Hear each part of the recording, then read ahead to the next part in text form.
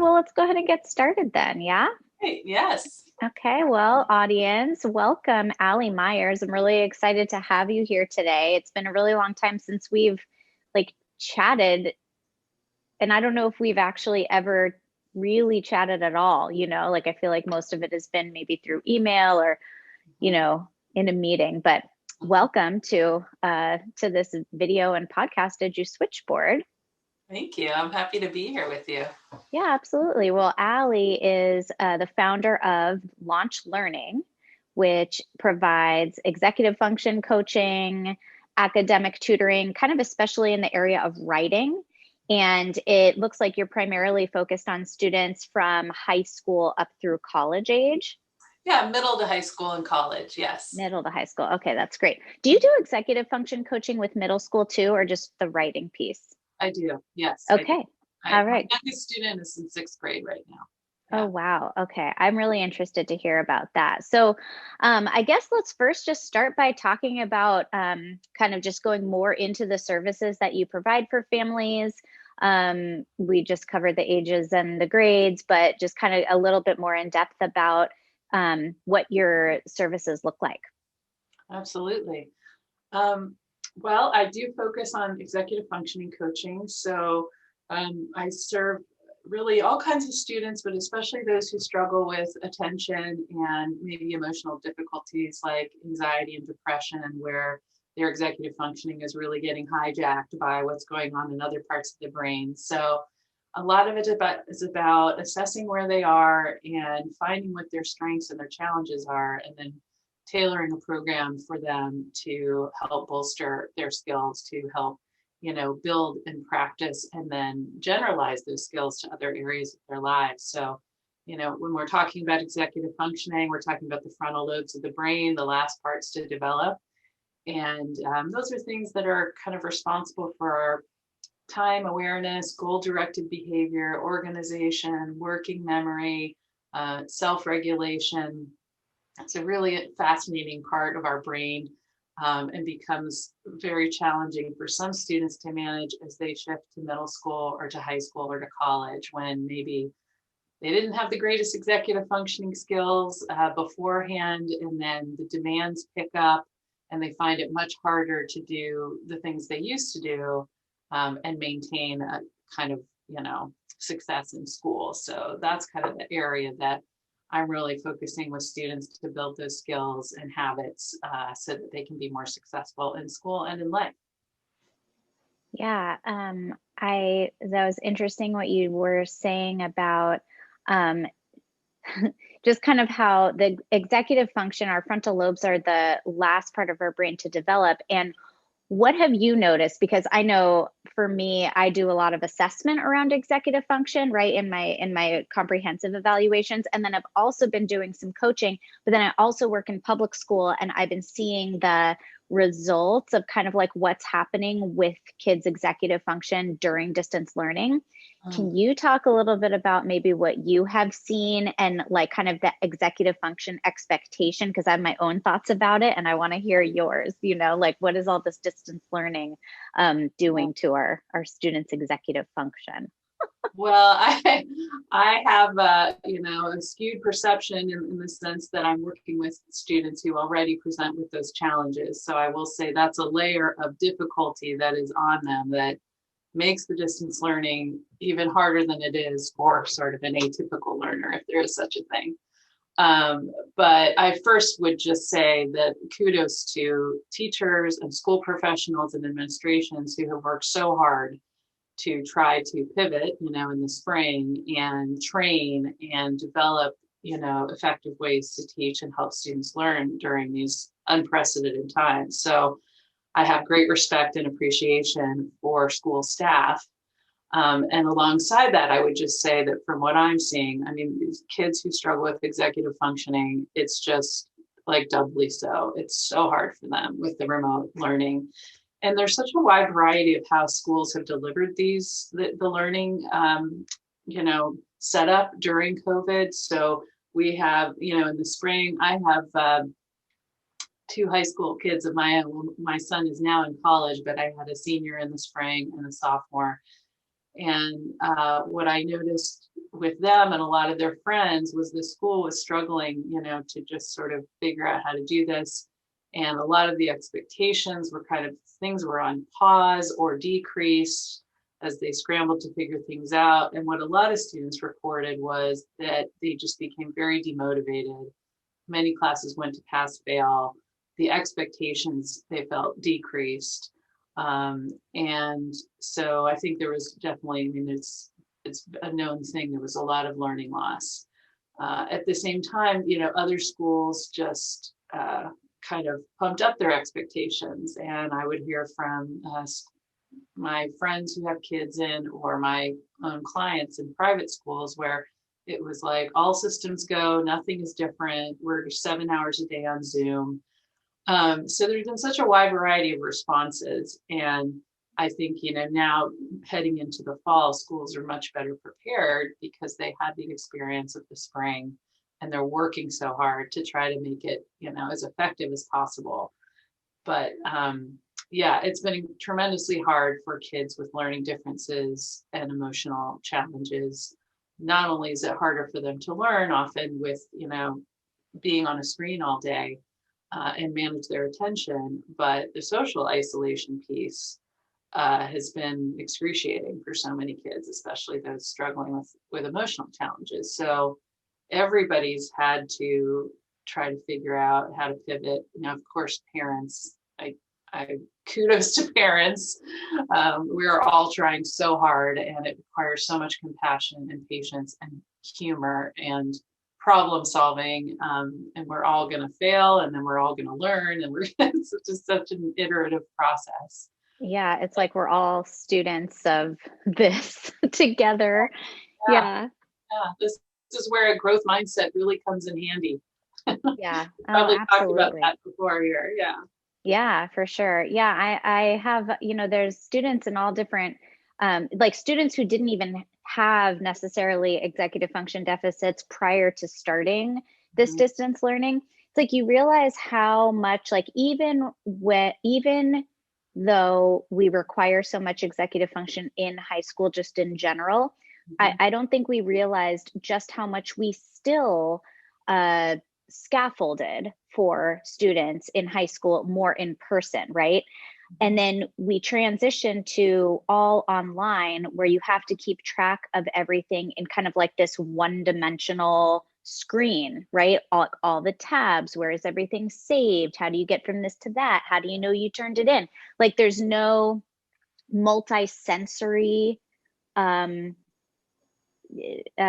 strategy going on, right? It's just all kind of on the screen, so how even just us as adults who didn't work remotely at first are having, I'm having my own difficulty, like finding my own structures. I have like 15 sticky notes all over my dining room table because I've tried to use like a book where I write everything down. I've tried to use OneNote. I've tried to use um, all these different kinds of apps to try to figure out like how I'm going to keep track of everything. And I realized that I really just have to keep resorting to stickies because then I can cross it off and crumple it up and throw it away when it's done. It's not satisfying when you do that. Yes, it is. And I keep thinking like, oh, I'm going to be so techy. I'm going to use one of those, I'm going to use Asana or, whatever all those are called. And I Google keep Keep, OneNote. Yeah. yeah, Yeah. I keep going back to stickies. Yeah. I like that you're pointing out, just that shift to one dimensional. I mean, just things that I used to do before, like organizationally, I would, sit with my students in person. First of all, we would go through their backpack, we would declutter, we would organize, I would teach a binder system, a color coded everything. And now, they're not going back and forth to and from school. They're not using a planner in a traditional way. They usually have a Schoology or Canvas or something that has the assignments for them, but still talk about added layers of executive functioning. You have teachers who are assigning work in different ways and in different places. It's not always aggregated for you. And there's so many details to be paying attention to and to learn. And now schools are talking, some are hybrid, they're going back part-time. So that's a whole layer of executive functioning to manage. 3 days a week, you're going to be in class and the other days you're online. And those 3 days are going to shift every week. So for kids who struggle with transition and time management and organization, those are big challenges. It's also a great learning lab. I mean, it's not all bad. These are great practical real life experiences that can teach us so much. So I try to help kids remember that when they are struggling, to say, this is hard, but you're getting a great workout for the neural pathways in your brain, and you're forming new habits and skills right now. So keep that in mind. It is going to benefit you. Yeah. Um, Yeah. but yeah, that one dimension of the screen can be very tough. Yeah. And so tell me a little bit about how, we'll stick with executive function now, because I know you also do writing, but let's stick with executive function. What does maybe the difference look like between the kind of support you provide for middle school students versus high school versus college? Because I know with the different students that I've worked with too, like every student is so different in terms of what it is that they need. Um, and some of them I feel like I'm helping more just kind of manage what they're going to be working on between now and the next time I see them, Yes. and what's their system for remembering to do that. And then others I'm working on kind of a more like a broader system, when they have like a little bit more perspective, like a little bit higher metacognition, and seeing that they can just kind of how things are going to affect them, like in a in other areas of their life, or like from a greater perspective. And I don't even know which it's going to be when I start working with them. It just kind of like happens. But I'd love to hear just kind of about the differences you see and different techniques or strategies you use at like these different age groups, because they really are so different. Yeah. Well, it really has to do with meeting them where they're at and assessing from the beginning an individualized, strengths and weaknesses, making a plan. I have a kind of a simple executive functioning assessment that I do. It's not a serious psychological test that's been done on a study of 1,000 people. It's what I've developed over the years to assess the areas that I know that students struggle in. So I have the parents fill one out and I have the student fill one out, and I have them send it to me. And then I look at that to see where they're seeing the strengths and challenges. And then I meet with the student and I learn about them, and I develop a plan that's prioritized on the goals that have been shared with me by the parent. I get the student's input and I see, where they see like, how to prioritize the work. So for some students, that's about starting with learning how to attend better and focus better. For others, it's building basic time awareness. For others, it's planning and executing longer term projects or big writing assignments. So it even more so than depending on what grade the student is in, is where is that child individually starting from, right? So I can tailor what I'm doing to meet their needs in the best way possible. There are themes, of course. One exercise I do with all my students toward the beginning is time charting. So it's a visual representation with color codes of about 4 different buckets of their lives that, where they're using their time: school, study, necessary activities like eating, sleeping, and maybe regular appointments they have, and free time. So we all have 168 hours in the week. We get the same amount of time. Where does it go? One of the biggest challenges that I see with kids struggling with EF and time is that they have no time awareness. They have, what some people will call time blindness. They just do not see or notice the passage of time. And that feeds into difficulty with attending, with prioritization, with procrastination, with, all kinds of things. So that time chart exercise from the beginning helps them visually see in colors, where is my time going? What am I doing with it? I always get suspicious when I have a middle or high schooler saying, I have 5 hours, I do homework 5 hours a night. something isn't right there. They shouldn't be Right. doing that many hours of homework. So then we start to really break down what's happening in those five hours that you think you're working. Yep. The first level is just looking at that time allotment. And it can also help me see, are they getting adequate sleep? Because that, of course, affects your ability to focus and your Yep. executive functioning skills. Are they eating a few meals, 3 meals a day? Are they having social time of any kind with other people? What kind of balance is there in their schedule? So the time chart is a tool that really works across grade levels. The demands on a 7th or 8th grader are different than those of a junior in high school and those of a starting college student. So with a college student, I had a lot of students this summer who wanted to work with me in preparing to transition to college. So parents and students were getting really proactive. We've been through a rough spring.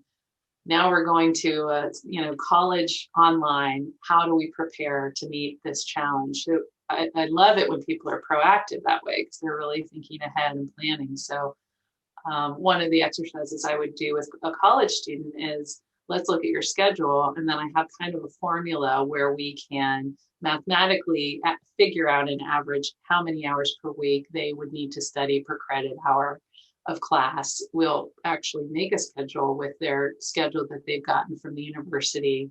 And we'll, schedule in the time to study for each of those classes. And I always say, this is not written in stone.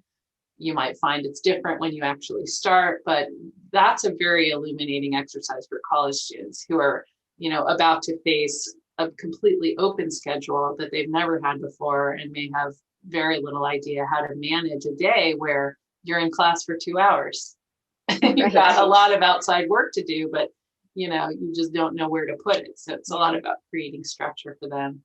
With a middle schooler going to high school, it's about helping them prepare for ramped up expectations. So hopefully they're getting the foundations of organization and planning systems down so that they can transition into high school and just be more accommodating the new demands, how to manage their stress through that. But again, some students have really kind of inborn innate abilities in certain areas of executive functioning. It's not distributed evenly.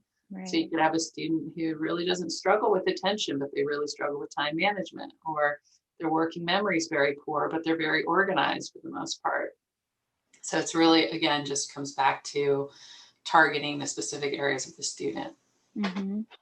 Yeah, one of the things that you're talking about, the time charting, and I'm thinking about how that time blindness and the role that different social media is now playing in this, right? So whether it's YouTube or Scratch, or like my stepsons are addicted to Scratch. So like if I go in and kind of peek in and see what they're doing, if I don't hear a teacher talking on Zoom, I look and they're like, and then they're like, and I'm like, yeah, I'm like, we're not supposed to be doing that during the school day, right? But like they get so like distracted by it so quickly, and then they think they're only going to be in it for like a second because they just want to see if they've gotten any likes, or they just want to make a little shift to something, and then they end up on it for then they miss their next class, right? Or they miss the start of their next class because the time just goes. So what has been your experience with all the social media and the scrolling and the getting just totally time sucked away? It's so tricky. I would say the biggest thing that I try to build with my students is intentionality around that. It's not effective to say just stop doing that. Of course, it's here. It's part of our lives. For adults too, we have to learn how to live with it. Unless you're living in a cave in a remote place, like you've got probably Wi-Fi and screens and tablets that you have to deal with, especially with remote school. Like it's just part of our lives. So I really try to, it's part of the building time awareness with students. For students who really have a big challenge with screens, I will ask them to do specific time logging, like for a week, where they account for every 15 minutes of the day. And I just ask them to keep a log nearby them and just write what they're doing all the time. And so sometimes that's that's the aha moment where they say, we add it all up and they're like, wow, I've actually been spending 7 hours a day on my screen and I didn't know. Or, the phones do it too. You can Yeah. have the check the phone usage. Um, but given that they need it for school, I try to work with intentionality. And a lot of what I'm teaching students right now is kind of how to function with this online learning environment and maintain some balance in mental health and physical wellness in your life too. So one of the things I'll tell them is when you have a break from school, do not go back on a screen, get away from it. Any opportunity you can have to step away from your screen or not be on your phone, go outside and feel the sun on your face, get some fresh air, play with the dog, talk to somebody in your house, have a real human interaction. Yeah.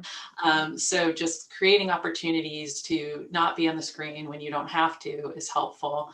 If they feel the pull and it's too hard for them to drag themselves away, there are great apps. Like there's one called Self-Control, you may have heard of, Yep. where you can set it on your device and it will not allow you, to go to certain websites. Even if you shut off your computer and turn it back on, it's there.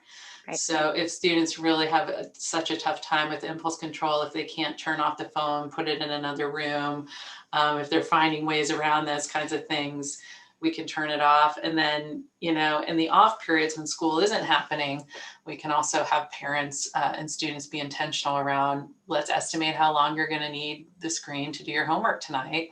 And that's what we're going to turn on Wi-Fi for. And at, 9 o'clock, it's off. If a student isn't able to self-regulate or deal with having the phone taken, or they're going to find another way, that happens sometimes. That said, there are all kinds of parental controls that I know people try to put in place, and our students are so tech savvy they can find ways around it. So sometimes it physically has to be removed from the space, but building awareness and intention around, okay, if you want to have a break where you go check social media, let's set the timer for 15 minutes. And you set the timer and you do it. And when it's done, there's no lingering. It's like, oh, ding, I turn it off. Yep. Trying to build those skills is really good for impulse control and self-inhibition, which is part of executive functioning. So Yeah, I would. Have you read the book, The Game is Playing Your Kid? No, I haven't. It's a good book. It's by, I think the author is Joe Dilley, who is a therapist. And I believe he's in Southern California. And I recommend this book to a lot of parents that I work with, because it's really about how to, as a family, have, like the understanding about fairness of using technology in a way that is reasonable. And like, if you can use it in a reasonable way, then you get to use it, right? Because ultimately we want everybody to just use it responsibly and not let it take over their lives, or take over too much time, right? So we could put all these external controls, just like we externally support executive function, but ultimately it's about all of us, parents and kids included, having a healthier relationship with these things that could be potentially distracting or take too much of our time, so that we can be successful in all the things that we want to do. So the book, I really like the approach because it is about fairness, because kids are always like, that's not fair, Right. That's right. and so, if they're abusing it, then that's when you take like a little hiatus, but if they can use it responsibly, then, it's about setting ground rules for the home, like for everybody. And yeah, so anyway, it's a good book. The Game is Playing Your Kid. That sounds great. And I really like that you mentioned the parent piece, because the role modeling is essential. Just like you said, kids will call out a perceived injustice so quickly. Exactly. They're going to do what you do, not do what you say. So if parents are sitting down with a phone at the dinner table, telling the kids no phones at the dinner table, everybody turns it off and puts it away. And parents are sometimes unaware of how much they're modeling, perhaps an overuse or unhealthy relationship with tech. So we all have to be mindful and intentional about it. Yeah. Yep. Speaking of parents, what are some kinds of, what are some things that you are talking to parents about these days and just kind of in general about supporting their students through executive function challenges? Yeah, I think I'm partly because I have a background in social work before I ended up in education. I'm very focused on mental health and just holistic well-being. So I think because everybody is experiencing all kinds of struggle through the pandemic, parents and students alike, it's so important that we try to cultivate patience, compassion, and grace, frankly, Right. because everybody is struggling so much. And it's hard for parents to show up that way when they themselves are struggling or they're seeing their child struggle. So, as much as we can, just creating opportunities for connection that are light and fun, finding humor, finding the absurdity in things, and just getting outside, physical movement. I'm teaching all of my students about mindfulness and meditation. We'll do a mindful minute in each session, and I'll share kind of videos and resources because that's a huge help for stress. There's so much stress, and if they're not managing it in some way, it's only going to hamper them even more. So I would say for parents to try to be conscious of their own mental health and well-being and self-care through things like meditation, exercise, eating well, having their social connection. Even if you can't go out with your friends for dinner, I do this a few times a week. I have a walk and talk where I take my phone and I'm walking with a friend in New York Yep, for an yep. hour and talking. So, and then just enabling our kids to have as much social interaction as they can. I know one family with a child who's in sixth grade who's struggles a lot with executive functioning and is really missing play dates, Yeah. getting together with his friends and hanging out and playing physical sports. So whereas they don't love the idea of more screen time, they're enabling him, a couple times a week to have an hour of shared, Minecraft or gaming and he looks forward to those sessions so much as if he were seeing them in person. That is his social time. It feeds his soul. He feels so happy afterwards. So sometimes we have to flex some of our rules and expectations if it does mean an opportunity to support, and bolster mental health in a different way. So, Yeah.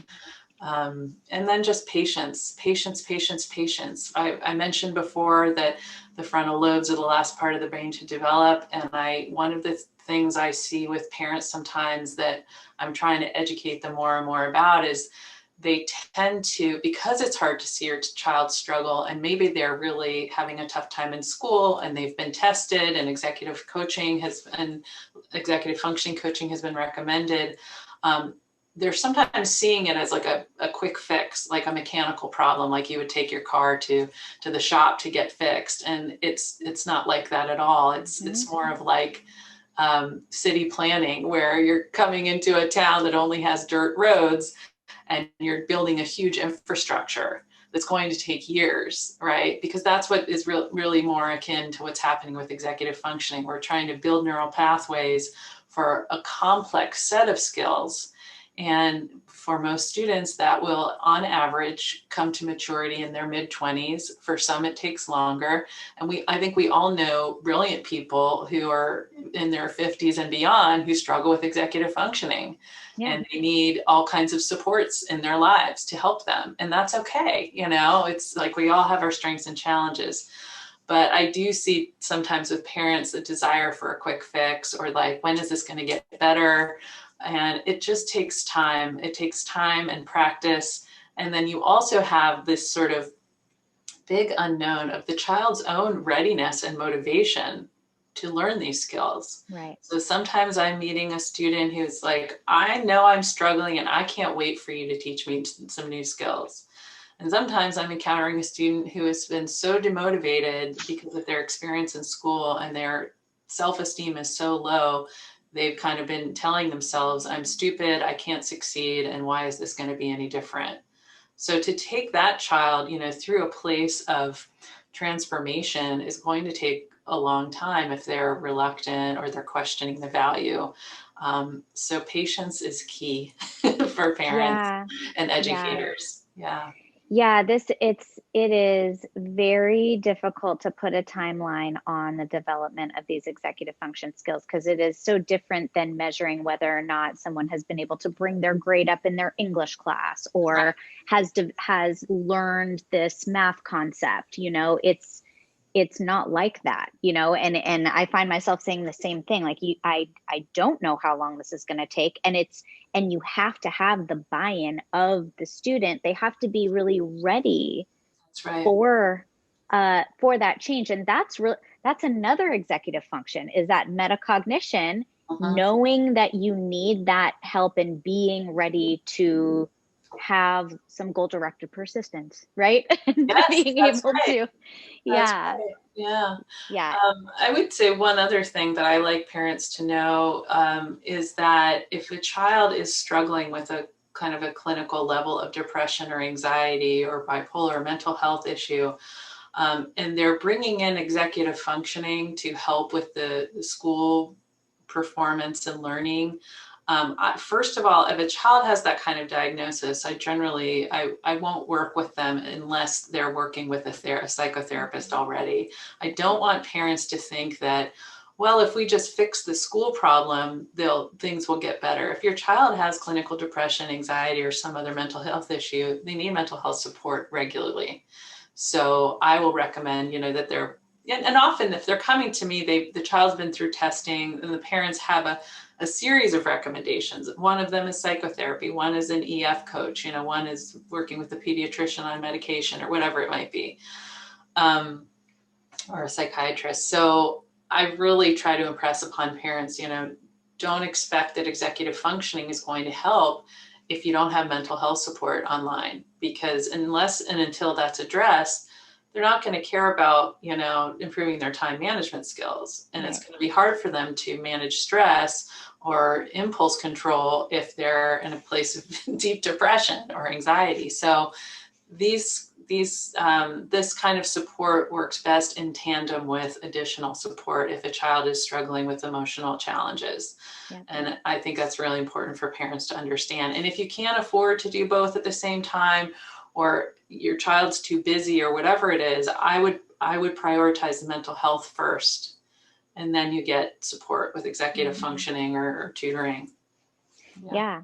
yeah. um I agree with you. Yeah, I agree.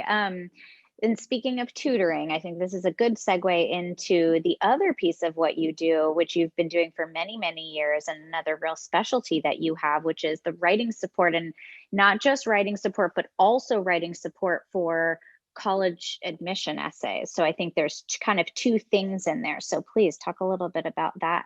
Sure. Well, yeah, I think writing has always been my first passion. And but of course it's sort of part of the whole process and passion with learning and teaching. And I love working with students on writing. Just like with executive functioning, it's a different set of skills, although they really overlap. And usually kids who struggle with executive functioning struggle with writing, because Right. right back to the frontal lobes, they're very, using a lot of the same or similar processes. And I have a passion for supporting students with writing who struggle with anxiety, or often there is a huge factor of perfectionism and procrastination that goes on for students who are anxious or high achieving, because they're afraid to start. Right? Yep. It's never going to be good enough. It's never going to meet up to their own expectations, which are very, very high. Hmm. So yes, I work with students from middle school through college on writing. I love doing college essay and high school admissions essay support, because the way that I see it is it's a chance for students to tell the story that only they themselves can tell about their lives. To kind of look at the things that they've experienced and say, this is what it means to me. This is who I am. These are my values. Here's how they've manifested in my life. Here's my hopes and dreams. So narrative writing for those, which is the kind of writing, called upon for those kinds of essays, is often not something that students have a lot of experience with. They're usually using learning, sorry, persuasive or expressive writing, that's argumentative and, trying to convince a reader about something, or literature, response to literature. So when they get to tell a story about their lives and themselves, a lot of times students are really flummoxed by that. How do I do that? How is this different? So it's really fun to teach them about that. And I think the deeper meaning behind it is helping them understand, you matter. I see you. You're going to be seen. And, this is your chance to say who you really are. And how often do we ask kids that question? Who are you? What matters to you? What do you care about? I want to learn about you. So I love being part of that process with these students and just kind of honoring them in their stories and helping facilitate the telling. And then, of course, helping them say it kind of the best ways possible. That's the fun of editing and all of that. But just to help them unearth and express these meaningful aspects of themselves is quite a joy for me. And then just around writing in general, I would say some of the big struggles I see students have is just initiating, which is part of difficulty with executive functioning too. How do I get started with a writing assignment? And there are so many tools and things that students can learn to make this process so much easier for themselves. They often come to writing with a kind of baggage, like it's this hard thing, I can't do it, I'm not good at it. And when it's broken down for them and they learn strategies, they're like, oh, this isn't as bad as I thought. It's not as hard as I thought. And actually, I can do this. So to me, it's just utter joy to help them realize that, and be here for them. Yeah. And I always tell families when I'm, talking to them about kids who have writing issues, sometimes it is, dysgraphia, but oftentimes it's just a lot of executive function issues. And sometimes, because writing has is like the academic skill that has the most executive function demand. And I had a student the other day say to me, well, I used a graphic organizer and I have everything written down, I have, so she had all the components that she needed, but she wasn't sure then, because you think like, oh, well, if you have a graphic organizer, then it's really easy to write. But she has issues with cognitive flexibility. And she said, well, this isn't like she goes, first I do this, next I do this, next I do this, and last I do this. She goes, but it's not like that. I'm trying to describe a flower and what it smells like and what it looks like. And that's not a first, second, third, so she had this difficulty shifting to kind of problem solve around like, well, I have all this information, but this isn't what I'm used to writing. And now I don't know how to do it. And I feel stuck, So you don't even think about executive function really being that, but to me, that's what that was. So it's like, how do you help? There are just so many little intricate pieces of writing that unless you are really talking through it with a particular student as to what's going through their head as they're sitting there stuck, whether they're having trouble initiating or taking their work from their graphic organizer to their paper or revising and editing once they have something written, there are so many different pieces to it that are just, I can imagine that you get a lot of reward out of being able to help students through that. Absolutely. Yeah. It's such a joy, especially like, we're coming out of college essay season now. The big deadlines are around early November. Although students, of course, are still writing them for later admissions deadlines. But to meet a student at the beginning where they don't even know what they're going to say. They maybe did some free writing. They have like a brain dump of stuff on a page. What am I going to do with this? They can't imagine how they would shape it into anything. And I teach some structures and frameworks for how to write these essays, but so many students come thinking, I can't do this. I have no idea what and then to see over the course of, maybe a month and iterations, them ending up with an essay that they love. It's wonderful. They feel such a sense of accomplishment. They've told a beautiful story and they're like, look what I can do. It's awesome. You're so right. The cognitive flexibility and just learning specific skills and tools for the different aspects of the writing process. I'll just say one thing that so many students do when they get a writing assignment, especially high school or college, is they kind of skim it and then they just try to start. Yeah. And just getting them to slow down and do a really close read. We'll always read the assignment, read the instructions out loud, and then I'll have them highlight nouns and verbs. Like, let's find the verbs of what you're exactly supposed to do. And, now paraphrase back to me, what is this question asking you? So they really understand what the prompt means. That in itself, it sounds like such a basic thing, but so many students don't do it. And then they go and they write an answer that doesn't answer the question and they do Right. poorly. Another Oh, thing, another thing that I tell students is, a lot of times the answer is buried in the question in terms of the structure and, where to go with this assignment. And this is often true, especially in high school and college, where I have a college student I work with who really struggles with attention and executive functioning. So whenever he gets a big assignment, we'll sit down and break it down together. And college professors are famous for asking about 8 questions in one. So the right. question or the prompt is a paragraph long, and there are really 7 or 8 questions within it. So we'll read it and break it down, and we'll separate out the questions. And guess what? There's your outline. Yep. Like the answer to each layer of this prompt is the structure of your paper. Right. And what often will happen with a student is they'll look at that and they'll say, oh my gosh, it's like, for me, it would be like reading a really complex word problem. I used to freeze up when I would get those in school. I didn't know where to begin. Of course, the strategy is similar with a math word problem. You have to break down the question and figure out what it's asking. Yeah. But so many students who feel intimidated by writing are not doing that. They're just glazing over it and trying to start. But if you break it down, it's a lot easier to tackle. Yep. Yep. That's one Well, example. yeah. Well, thank you. So, so I hear you saying you want to work with students who have executive function challenges from middle school up through college. You work on writing skills, just kind of overall middle school through college, and you have a little love and passion for working with students on their college essays. And so these are really kind of the clientele that you are currently working with, and you are open. You have some flexibility in your schedule to take on some more clients. A little bit, yes. Okay, I know. I just graduated from some students from college essay writing, so I have a couple of spaces open, but Oh, yes. great.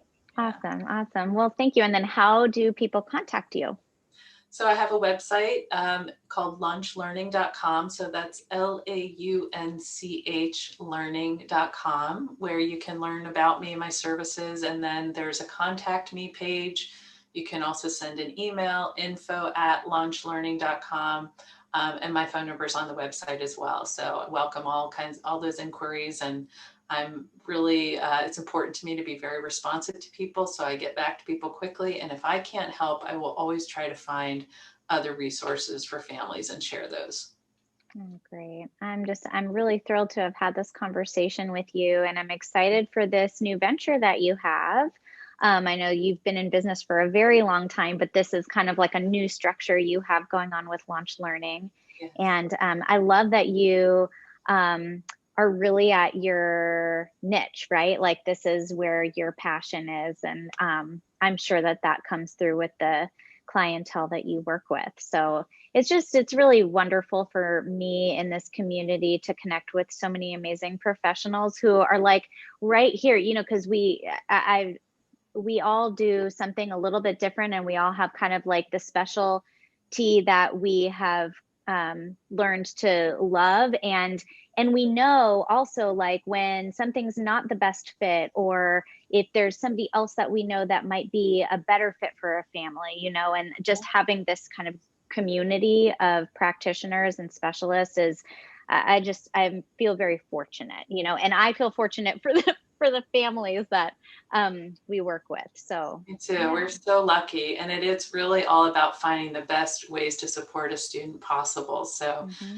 and I love, we really share that. It's like, how can I connect this family to the best possible resources for this child's needs and empower them to be successful? So it's really a privilege and a pleasure.